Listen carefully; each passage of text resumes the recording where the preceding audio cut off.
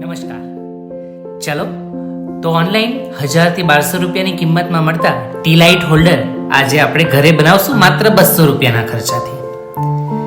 તો આ સુંદર T light holder બનાવવા માટે આપણે બેઝ તરીકે અહીં મેં ટાઇલ્સ લીધી છે. તમે કોઈક MDF કટઆઉટ પણ લઈ શકો કે કોઈક બીજી વસ્તુનો પણ ઉપયોગ કરી શકો, જેમ કે પ્લાયવુડના કટઆઉટ લઈ શકો. તમને જોઈતી સાઇઝ અને શેપમાં એ કાપી લીધા પછી ટી લાઇટનો યુઝ કરીને એનું સેન્ટર શોધી લઈશું. ટી લાઇટની જગ્યા આપણે પેન્સિલથી માર્ક કરી લઈશું. ત્યાર પછી તમને મનગમતી ડિઝાઇન્સ એના પર દોરી લેવાની છે. જેમ કે અહીં મેં 3 ડિઝાઇન્સ બનાવી છે, જેમાંથી 2 સેમ બનાવી છે અને વચ્ચેનો જે પીસ છે એની ડિઝાઇન થોડી અલગ રાખી છે. હવે ડિઝાઇન્સ થઈ ગયા પછી આપણે Moldy clay, paper mesh clay કે પછી કોઈ પણ બીજી ક્લેનો યુઝ કરીને જે રીતે લીપન આર્ટમાં કામ કરવામાં આવે છે એ જ રીતે અહીં પણ આપણે કામ કરીશું. ક્લેને સ્ટીક કરવા માટે ફેવિકોલનો યુઝ કરીશું કે અન્ય પણ કોઈ ગ્લુનો યુઝ તમે કરી શકો છો. પછી તમે ડ્રો કરેલી ડિઝાઇન ઉપર આ રીતે ક્લે વર્ક કરવાનું રહેશે.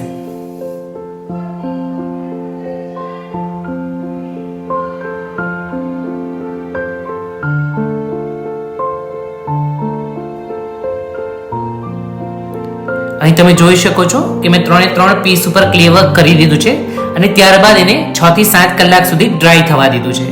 હવે લગભગ બધી જ જે ક્લેનું કામ છે એ ડ્રાય થઈ ગયું છે અને હવે આપણે મનગમતા કલર એપ્લાય કરીશું.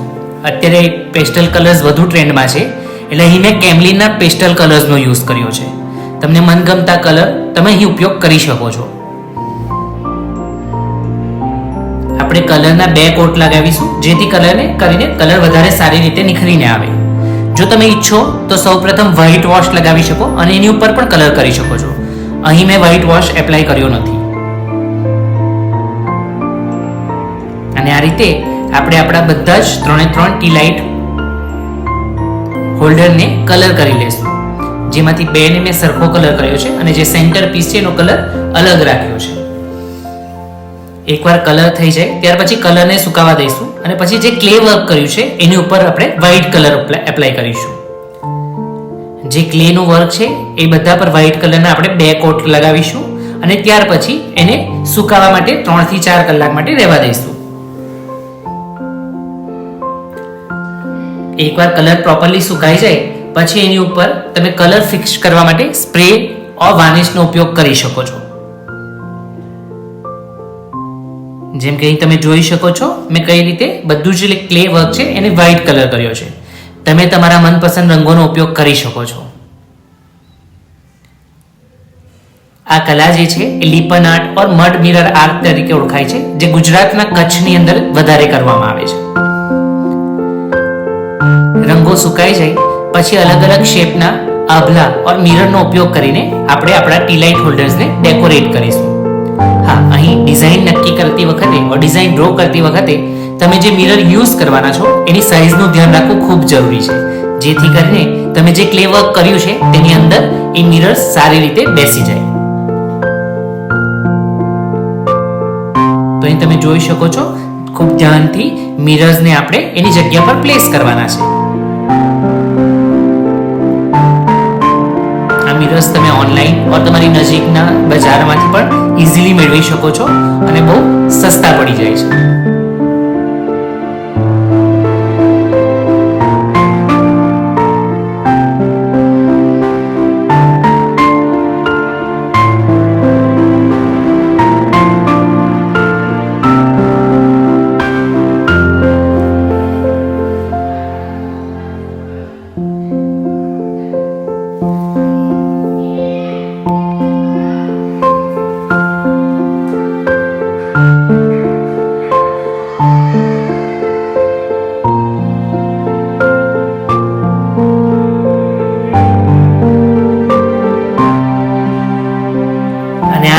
આપણે બધા મિરરને ડિઝાઇન પ્રમાણે સ્ટીક કરી દઈશું. એ મિરર ચોંટાડવા માટે પણ મેં ફેવિકોલનો જ યુઝ કર્યો છે અને આ રીતે ખૂબ જ સુંદર ટી લાઇટ હોલ્ડર્સ રેડી થઈ જશે. આ ટી લાઇટ હોલ્ડર્સ તમે કોઈકને ગિફ્ટ પણ કરી શકો છો અથવા તો તમારા ઘરમાં અને મંદિરમાં પણ યુટિલાઇઝ કરી શકો છો.